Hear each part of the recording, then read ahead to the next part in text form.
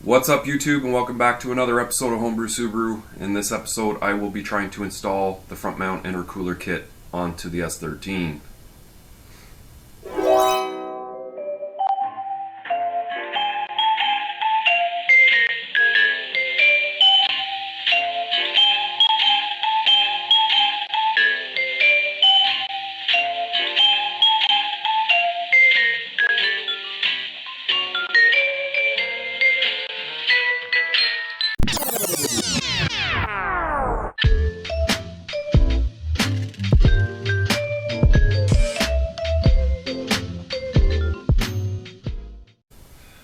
What's up everyone? So I thought I was going to get out here earlier in the week and I didn't actually get a chance to. Now that it's rolled onto the weekend, it's cold again. I've had the heater blasting in here for about an hour and it's starting to warm up. I've had a few things inside overnight to kind of warm up the pieces I need. I've taken the power steering pump back off because I just want to give it a quick spray of paint. I did end up getting the right angle fitting that I need to hook up the AN6. So this guy's just going to crank in and then I should be able to tighten that nut down to seal it and have the fitting actually turned in the position that I need so that I can wind on the braided line that I have. The clearance of the intercooler pipe is still going to be extremely close. I'm not sure what I'm going to do yet, but I've got to get the pump in place with the lines hooked up and then I can start routing the pipe to see how close it actually is. Maybe even before that I might just go ahead and install the front mount, like the actual intercooler. I don't think I'm going to be walking into it or anything, so I think it can go in first and then it'll give me an idea how the pipes are routed through. I'm going to try and locate the pictures that I found of the kit installed, just so it gives me an idea of how it's installed and give you guys a first look of what it looks like installed.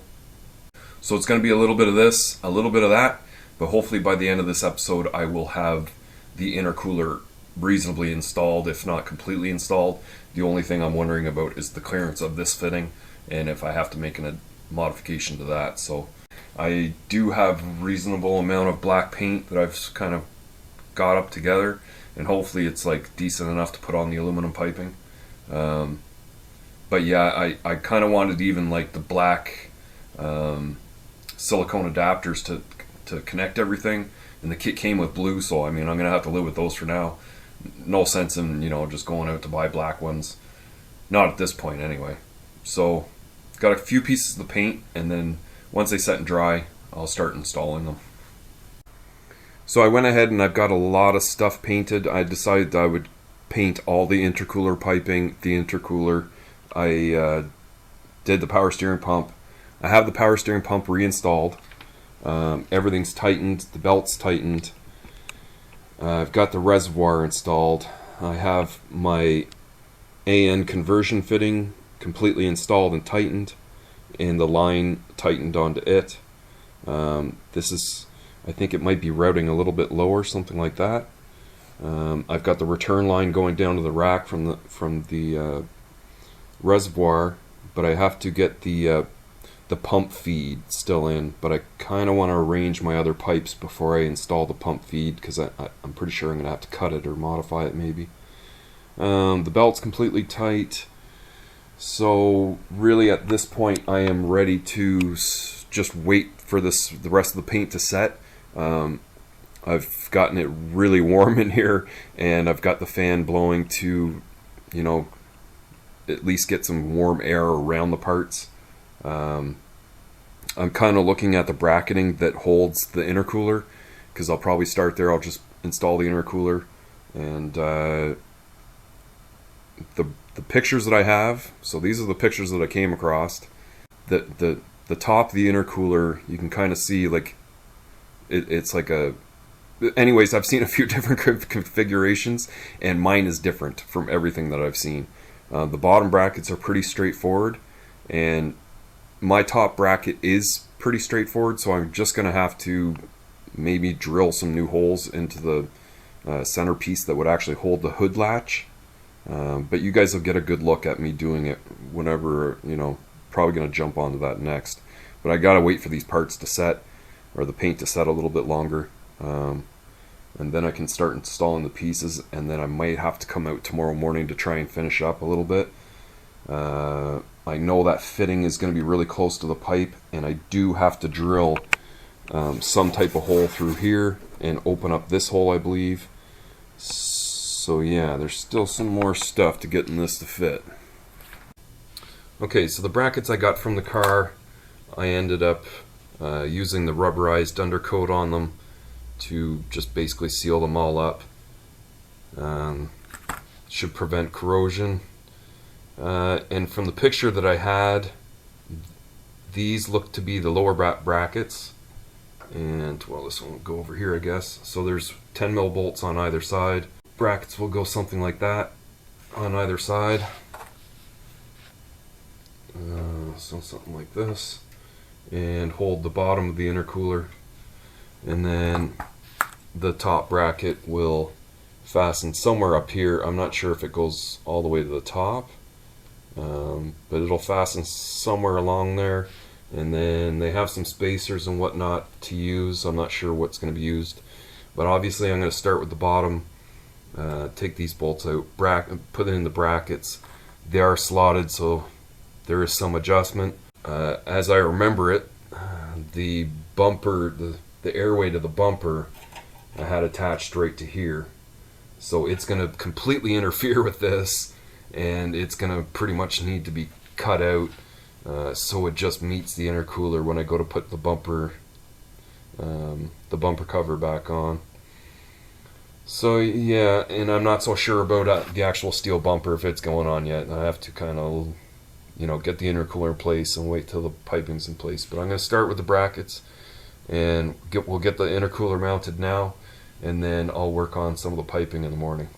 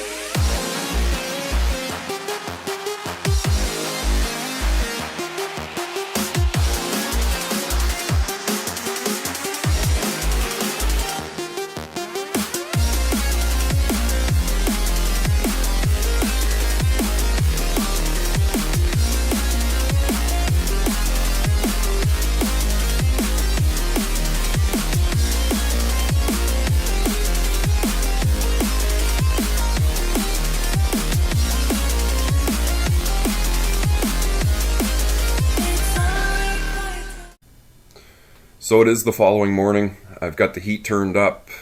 It's getting a little bit warm in here.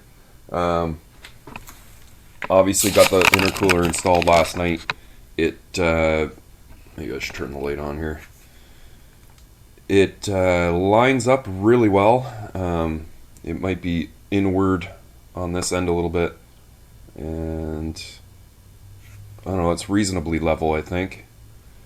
I just used this little spacer in here with a little bit longer bolt to go into where the latch bolts in, and then just the two brackets on the bottom. I had to put some washers underneath of this bracket because this peg was sitting a little bit high. It almost touches, to space out everything properly.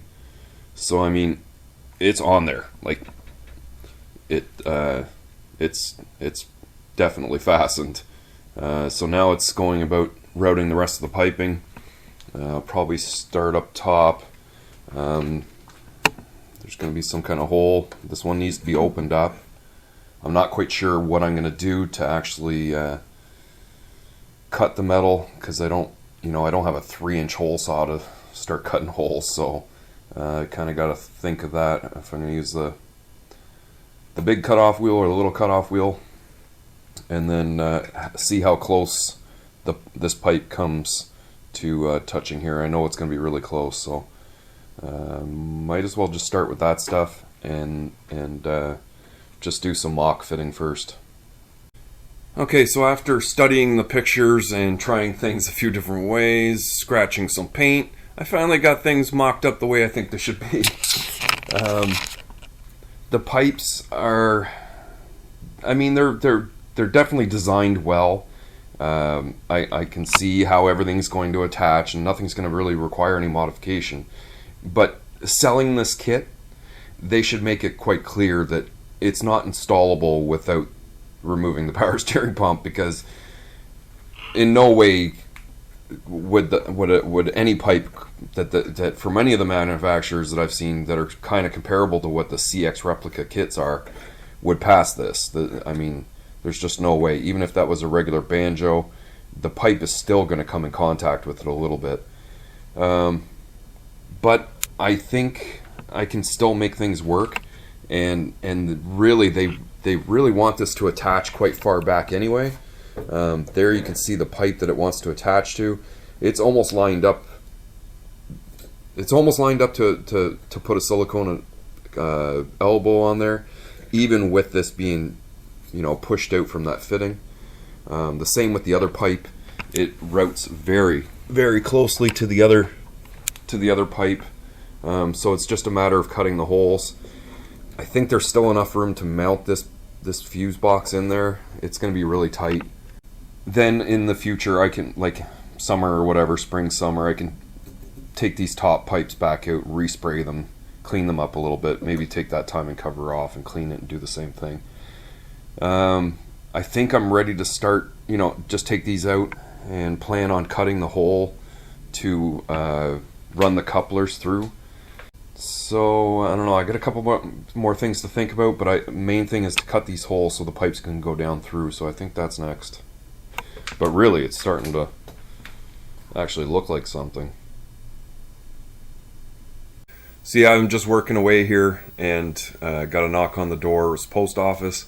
They actually do Sunday deliveries because of how busy it gets on, you know, during the Christmas season. So got some of this for later on and another time. But yeah, I finally gotten to the point where everything's installed. I've got the hole cut for the piping to go through. All the piping's installed with all of the couplers. Everything's to the point that I could actually put clamps on.